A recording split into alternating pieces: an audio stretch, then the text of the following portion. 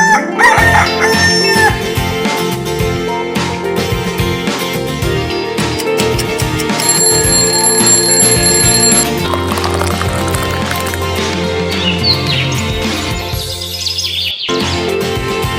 वालेकुम, good morning Sahiwal. सुबह खैर, जागो साहिवाल। मैं आपका मेज़बान अमान शाहिद आपको खुश आमदीद कहता हूँ। आज मैं मौजूद हूँ अड्डा बगड़ी पुल पर बशीर क्लिनिक पर, और यहाँ पर child specialist doctor Nadeem Bashir साहब हमारे साथ मौजूद होंगे। हमने उनके साथ बच्चों की सेहत के हवाले से कुछ डिस्कशन किया, इंटरव्यू कंडक्ट किया है, आपको दिखाते हैं।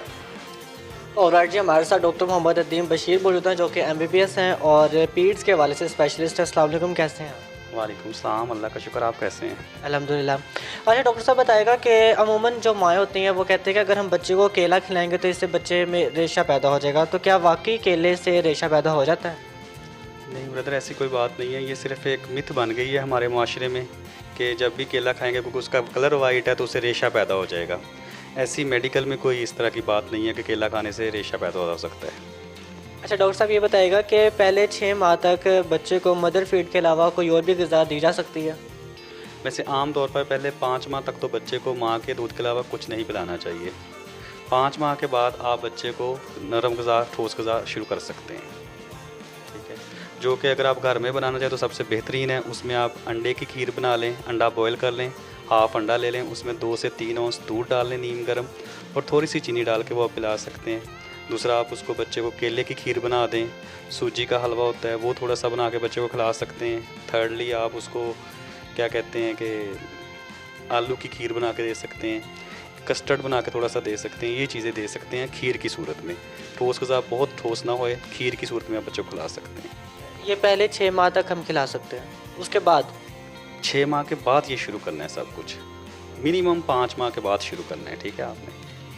अच्छा, अमूमन ऐसा होता है कि देहातों की अगर हम ज़्यादातर बात करें तो बच्चा, उसको कोई भी बीमारी का कोई मसला होता है तो जो घर मोहल्ले की जो सयानी ख़वातीन होती हैं ना, वो अपने स्पेसिफिक टोटके लेकर आ जाती हैं। तो इस हवाले से आपका क्या कहना है? इस हवाले से मेरा कहना है, ये मैं बड़ा ओपनली कहता हूँ कि आप ये जो घर की और गली मोहल्ले की औरतों के मशवरों से परहेज़ करें। दूध पिलाने वाली माँ कुछ खा लेगी, लाइक ठंडा पानी पी लेगी, कपड़े धो लेगी, या वो कोई दाल खा लेगी तो बच्चे के पेट में दर्द होगा, अगर नहा लेगी तो बच्चे को ठंड लग जाएगी। ये एक किस्म की फजूलियात हैं, तो इनसे जितना बचा जा सकता है बचें। और मैं अक्सर माओं से ये कहता हूँ कि अपने घर और मोहल्ले की औरतों से ना मशवरों से परहेज़ करें। उसमें बहुत सारी मिथ हैं जो हमारे माशरे में बनी हुई हैं। जब बच्चे की उम्र 2 से 3 माह होती है तो कहना शुरू कर देते हैं सर बढ़ना शुरू हो गया है।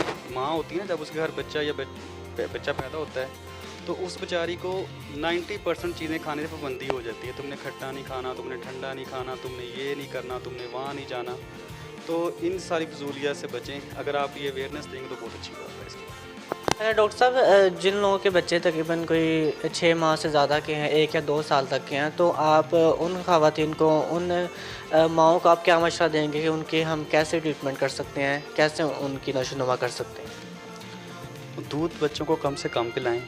जो मदर फीड करवा रही हैं तो कोशिश करें कि जब भी बच्चा सो के उठता है या बच्चा खेल रहा है तो उसको कुछ ना कुछ खाने के लिए ऑफ़र करें। बच्चों को हाई प्रोटीन डाइट ज़रूरी होती है, तो उसमें 3-4 चीज़ें होती हैं जो बच्चों को लाजमी देनी चाहिए। जैसे अंडे की जर्दी, ये बच्चों को डेली बेसिस पे दे सकते हैं आप। गोश्त बच्चों को खिलाएं, जो बच्चे जिनके दांत हैं जो खा सकते हैं, लाइक गोश्त में भी कलेजी की बोटी अगर मिले तो वो ज़्यादा अच्छी है। थर्डली, रेड बीन्स होते हैं, सुरख लोबिया जिसे बोलते हैं, ये बॉयल करके बच्चों को लाजमी दें।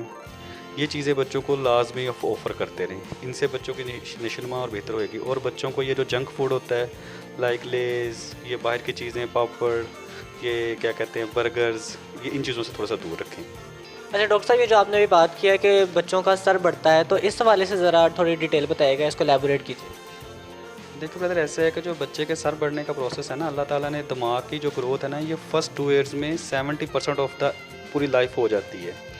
और उस 70% की भी बात करें तो पहले साल में जो सर बढ़ना होता है ना, ये 60% दिमाग की ग्रोथ हो जाती है पहले साल के अंदर ही। जो दिमाग होता है वो फर्स्ट 3 मंथ में सबसे रैपिड स्पीड से बढ़ रहा होता है। मतलब 2 सेंटीमीटर 1 मंथ में बच्चे के सर का साइज़ बढ़ता है, ठीक है। और अगर जो लास्ट 6 मंथ हैं एक पहले ईयर के, उसमें 0.5 सेंटीमीटर बढ़ रहा होता है। तो जो हमारे गली मोहल्ले की औरतें हैं, जैसे मैंने बताया था कि वो अपने टोटके बताती हैं, तो वो जब बच्चों के जाकर सर देखती हैं तो उनको एक हड्डी सामने प्रोमिनेंट नज़र आ रही होती है, तो वो कहती हैं जी ये सर नू कट पै गया, ये सर बढ़ना शुरू हो गया है। तो उस बात को लेके फिर हमारे गली मोहल्ले में कोई दाम करने वाले बैठे हैं तो उनके पास जाते हैं, फिर जी कुछ लोग विटामिन डी का इंजेक्शन पिलाने कहना शुरू करते हैं कि ये पिला दें।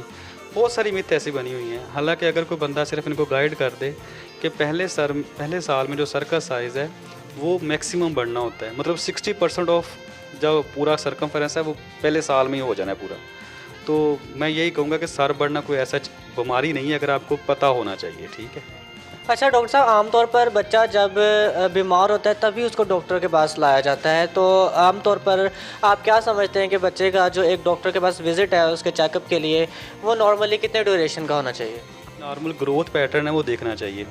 उसके बाद बच्चे को आप 2 माह के बाद डॉक्टर साहब के पास लेके जाएं, ये नॉर्मल ग्रोथ के पैटर्न देखने के लिए कि उसकी जितनी भी नशोनुमा हो रही है क्या वो प्रॉपर हो रही है या नहीं हो रही है।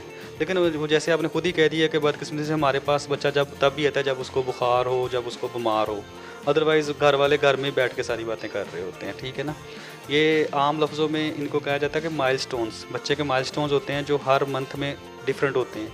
क्या वो माइलस्टोन अचीव कर रहा है या नहीं कर रहा है, ये देखना ज़रूरी होता है, ठीक है। बहुत बहुत शुक्रिया। हमारे साथ डॉक्टर मोहम्मद नदीम बशीर साहब मौजूद थे जो कि चाइल्ड स्पेशलिस्ट हैं और MBBS हैं, और बच्चों की सेहत के हवाले से हम गुफ्तगू कर रहे थे आज के प्रोग्राम में। मुझे इसके फीडबैक का इंतज़ार रहेगा, आपसे मैं इंशाल्लाह अगले प्रोग्राम में करूँगा मुलाकात।